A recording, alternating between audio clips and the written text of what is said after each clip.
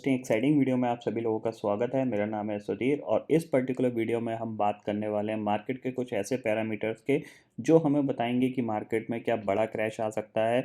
अगर मार्केट गिरेगा तो कौन से लेवल पे आपको बाइंग करना स्टार्ट कर देना चाहिए। निफ्टी का मंथली चार्ट कैसा दिख रहा है, बैंक निफ्टी का कैसा दिख रहा है, विक्स का क्या इंपॉर्टेंस है और विक्स कहाँ पे रेजिस्टेंस लेता है, कहाँ पे उसको सपोर्ट मिलता है। तो ये सारे पैरामीटर्स हम समझने की कोशिश करेंगे। तो जल्दी से इस वीडियो को स्टार्ट करते हैं। स्टार्ट कर रहे हैं और समझते हैं यहाँ पे कि मार्केट का कैसा सिनेरियो बन रहा है और ये जो कह सकते हैं थर्ड वेव की जो बात हो रही है और जो न्यू कोरोना वेरिएंट मिला है साउथ अफ्रीका में और यूके में भी ऐसा प्रेडिक्ट किया गया है कि वहाँ पे भी 2 केसेस मिले गए हैं।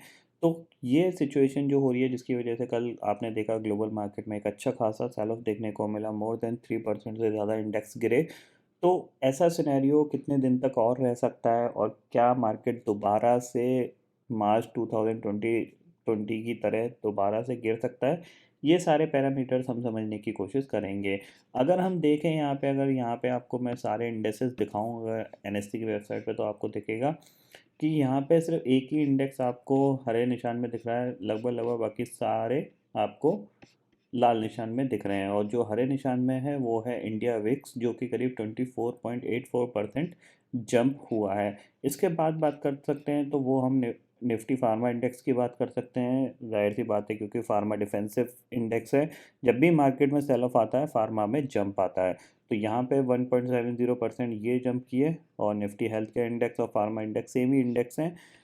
तो यही यहाँ पे हरे निशान में देखने को मिले हैं। अगर यहाँ पे हम समझने की कोशिश करें, देखो निफ्टी लास्ट ट्रेडिंग सेशन में करीब 2.91% गिरा।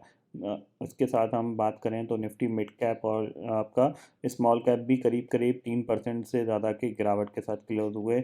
और नीचे बढ़ते हैं तो यहाँ पे पता चलेगा निफ्टी बैंक करीब 3.5% गिरा, निफ्टी ऑटो भी करीब 4.5% गिरा है। और यहाँ पे देखें तो निफ्टी आईटी भी यहाँ पे ऑलमोस्ट 2% के करीब इंडेक्स यहाँ पे गिरा है। तो ऐसा सिनेरियो क्यों बन रहा है, क्या रीज़न है, इसको हम समझने की कोशिश करेंगे। देखो, वायरस है, आएगा जाएगा, क्योंकि हर साल आ रहा है। पिछली बार भी सेकेंड वेव आई थी, तब भी मार्केट थोड़े बहुत गिरे थे। बट वो कितना पैनिक क्रिएट कराते हैं, that is the important thing. और पैनिक में आपको कब बाइंग करनी है ये हमें पता होना चाहिए। अगर हम निफ्टी की बात करें तो देखो, हम एक अच्छे खासे बुल रन में हैं। अगर यहाँ पे मैं निफ्टी का अगर डे चार्ट दिखाऊंगा तो आपको दिखेगा कि एक अच्छा खासा रनअप निफ्टी ने दिखाया है। आप देख रहे हो यहाँ से ये पूरा और ये पूरा एक स्ट्रेट लाइन का ये रनअप है। ये हो सकता है थोड़ा बहुत करेक्शन डीप हो जाए, मान लो यहाँ तक भी हो जाए और फिर ये दोबारा से ऊपर की तरफ मूव करना स्टार्ट करेगा। क्यों करेगा? क्योंकि देखो, जो बुल मार्केट होता है उसमें जो बेसिकली जो करेक्शन होता है ना, वो बहुत फास्ट होता है। मतलब आपको पता भी नहीं चलेगा कब मार्केट गिरा और कब रिकवर हो गया। ठीक है ना? आपको नीचे खरीदने का टाइम बहुत ही लिमिटेड मिलेगा, 1 या 2 ट्रेडिंग सेशन।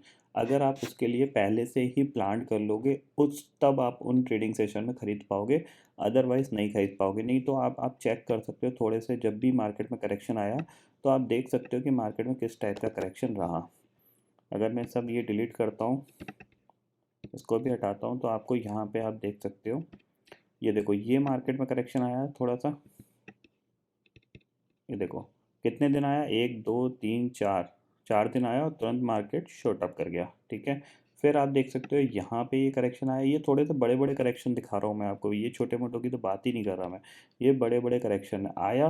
कितने दिन आया, 1 2 3 4 5 6 दिन आया और एकदम से मार्केट सीधा टॉप पे पहुँच गया। उसके बाद मार्केट में ये पूरा जो कंसोलिडेशन हुआ, आप ये देख सकते हो, ये पूरा कंसोलिडेशन हुआ। लेकिन इसमें भी एक पर्टिकुलर रेंज जो थी वो अराउंड कितने पॉइंट की थी, 1200-1300 पॉइंट की रेंज थी। फिर ब्रेकआउट हुआ, फिर मार्केट शॉर्ट अप कर गया। अब ये दोबारा से जो करेक्शन आ रहा है, ये आपके लिए एक अपॉर्चुनिटी बन सकता है। अब इस अपॉर्चुनिटी में आपको कब खरीदना स्टार्ट करना है, ये चीज़ मैं आपको यहाँ पे बताने की कोशिश कर रहा हूँ। तो सबसे पहले यहाँ पे हम देखेंगे निफ्टी का मंथली चार्ट। मंथली चार्ट पे हमें कुछ चीज़ें इंपॉर्टेंट दिखाई देंगी, उनको हम समझेंगे। सबसे पहले अगर हम मंथली चार्ट पे निफ्टी की बात करते हैं तो आपको दिखेगा यहाँ पे 1 2 3 4, ये 5वां मंथ है जहाँ पे एक रेड कैंडल बन रही है। ठीक है ना? यानी 4 महीने हमने, अगर हम पिछले, जब से हम क्रैश हुए थे मार्च 2020 के बाद से, दिसंबर आ गया हमारा 21 का ख़त्म होने वाला है, दिसंबर स्टार्ट हो गया है और बहुत जल्द ये भी ख़त्म हो जाएगा।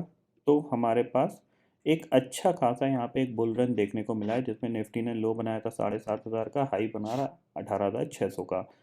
इसके बाद ये फॉल देखने को मिल रहा है। इसमें जो सबसे इम्पोर्टेंट लेवल है वो ये 2 कैंडल है। इन दोनों कैंडल को मैं आपको बताऊँगा, क्योंकि ये 2 ऐसी कैंडल हैं जहाँ पे निफ्टी ने काफ़ी हद तक काफ़ी अच्छा कंसोलिडेशन दिखाया था, क्योंकि अब 2 महीने कंसोलिडेशन हुआ, एक अच्छा बुल रन के बाद 2 महीने कंसोलिडेशन यहाँ हुआ और यहाँ हुआ।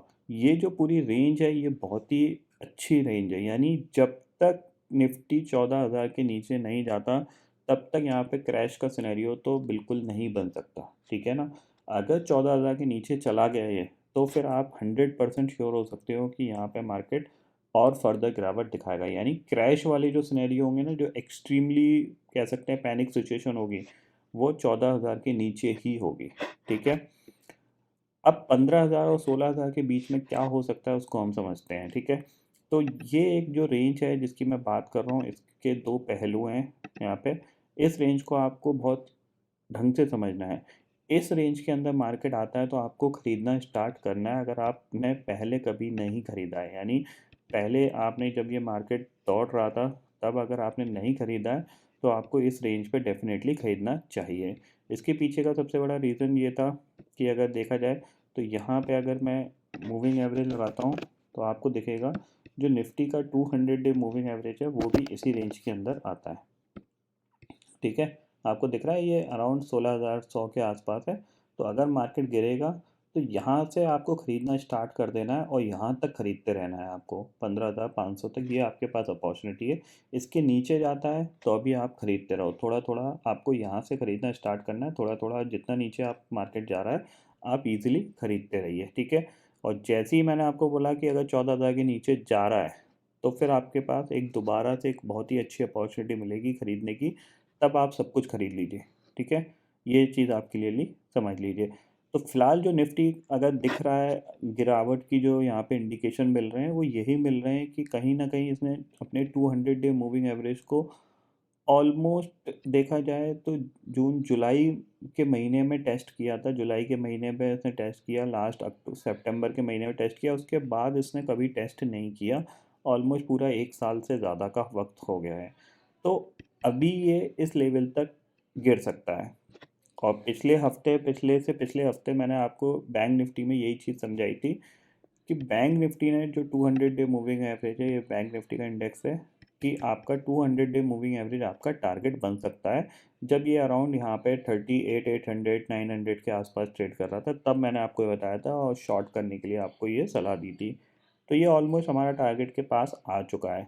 Nifty because of bank Nifty high beta index है और बैंक निफ्टी में जो बैंकिंग स्टॉक्स होते हैं वो बहुत तेज़ी से गिरते हैं, तो इसीलिए उसने जो टारगेट है वो जल्दी अचीव कर लिया। बट निफ्टी भी मेरे को अप्रॉक्सीमेशन यहाँ पे थोड़ा सा, अगर ये 16,700 800 ब्रेक करता है तो फिर ये हमारे लिए टारगेट बहुत इजीली मिलता हुआ दिखाई देगा। ये चीज़ आप क्लियरली समझ लीजिए। बट ये टारगेट के लिए हमारा जो विक्स होगा वो कहाँ तक पहुँच सकता है वो चीज़ समझ लीजिए। विक्स का अगर हम बात करें तो जून के बाद से विक्स ने 30 का लेवल क्रॉस नहीं किया है, ठीक है ना। आप देख सकते हो 30 का लेवल क्रॉस नहीं किया है। तो आपको यही चीज़ समझनी है कि अगर विक्स 30 पहुंच जाता है तो फिर आपके लिए अपॉर्चुनिटी मिलेगी आपको सब कुछ इन्वेस्ट करने के लिए और थोड़ा सा होल्ड करने के लिए। विक्स 30 जैसे पहुंचेगा वहाँ से रिवर्सल आने के चांसेस बहुत ज़्यादा रहेंगे, क्योंकि इस ड्यूरेशन में हमने कोरोना वायरस की सेकेंड वेव भी देख ली थी, ठीक है। जो भी सेकंड लॉकडाउन हुआ वो भी हमने देख लिया था, तो ज़्यादातर सारी चीज़ें हम देख चुके हैं। बस पैनिक तब भी बना था क्योंकि आप देख सकते हो ये मार्च का महीना है, ठीक है। इसमें भी विक्स ऑलमोस्ट 28 था, उसके बाद ये गिर के इसमें 20 के करीब आ गया था, फिर ये कंटिन्यू गिरा, अब ये जंप कर रहा है। हो सकता है 30 पे ही दोबारा से रेजिस्टेंस लेके कूल डाउन हो जाए। तो जैसे ही ये 30 के आसपास जाएगा तो उस टाइम आपके पास इन्वेस्टमेंट करने की अच्छी खासी अपॉर्चुनिटी आपको मिलेगी, ठीक है। डे चार्ट पे मैं अगर निफ्टी की बात करूं तो निफ्टी का जो प्राइस एक्शन है वो क्लियरली आपको दिख रहा है, नेगेटिव साइड है, ठीक है। ये आप देख सकते हो, ठीक है। हो सकता है ये यहाँ कहीं से 16,000 से 17,000 से ये बाउंस बैक करके दोबारा से 17,500 जाके इस तरीके से ये दोबारा गिर जाए। ठीक है। तो थोड़ा सा आप ध्यान रखिए यहाँ पे, ये लेवल्स आपके लिए बहुत ज़्यादा इंपॉर्टेंट रहेंगे जो मंथली पे मैंने आपको बताया, यानी 16,000 आपके लिए इंपॉर्टेंट रहेगा। निफ्टी 16,000 तक जा सकता है, ऐसा नहीं है नहीं जा सकता, लेकिन उसके लिए निफ्टी को सबसे पहले 16,700-800 का जो एरिया है वो ब्रेक करना पड़ेगा, और जैसे वो ब्रेक होता है तो फिर इसके लिए नीचे के टारगेट यहाँ पे बनेंगे। अब ये चीज़ कब तक हो सकती है, ये चीज़ मैं आपको बताता हूँ। ये चीज़ मोस्ट प्रॉब्ली आपको दिसंबर जनवरी के महीने में होती हुई दिखाई दे सकती है। क्यों दे सकती है? क्योंकि देखो फरवरी में आपका बजट आता है, तो जनवरी का मंथ जो होता है वो मोस्ट प्रॉब्ली बहुत ज़्यादा वॉलेटाइल हो जाता है, जिसमें मार्केट पहले शॉर्ट अप करने की कोशिश करते हैं और फिर यहाँ पे रिट्रेसमेंट आने की कोशिश होती है। उसके बाद इलेक्शंस हैं, यूपी इलेक्शंस हैं, आपको यहाँ पे यूपी इलेक्शन है, पंजाब इलेक्शन है, तो वो इलेक्शन का भी इफ़ेक्ट देखने को मिलेगा मार्केट में। और जिस तरीके से एफआईआई सेलिंग कर रहे हैं, तो कहीं ना कहीं उनके मन में ये प्लान चीज़ है कि अभी हम बेच लेते हैं और जैसे ही ये इवेंट ख़त्म होंगे हम तुरंत बाइंग करना स्टार्ट कर लेंगे, तो हमारे पास एक कह सकते हैं टॉप पे प्रॉफिट बुकिंग हमने कर ली और लगभग लगभग बॉटम पे हमने यहाँ पे बाइंग करेंगे, तो जिससे मार्केट को एक अच्छा खासा सपोर्ट मिलेगा और दोबारा से हमारे पास कोई इवेंट नहीं होगा, तो हम इजीली मार्केट को क्या कर सकते हैं, भगा सकते हैं। क्योंकि हमेशा ध्यान रखिए एफआईआई इवेंट से पहले लगभग लगभग बेचते ही हैं। जैसे ही इवेंट ख़त्म होता है उनको ये दिखता है कि अगले 6 7 8 महीने 1 साल तक कोई इवेंट नहीं है, फिर वो मार्केट को चलाना स्टार्ट करते हैं और फिर वो कंटिन्यूसली बाइंग करते रहते हैं। ये चीज़ हमेशा नोटिस करिएगा आप एफआईआई के बाइंग और सेलिंग फिगर में, तो आपको ये चीज़ नज़र रखनी है।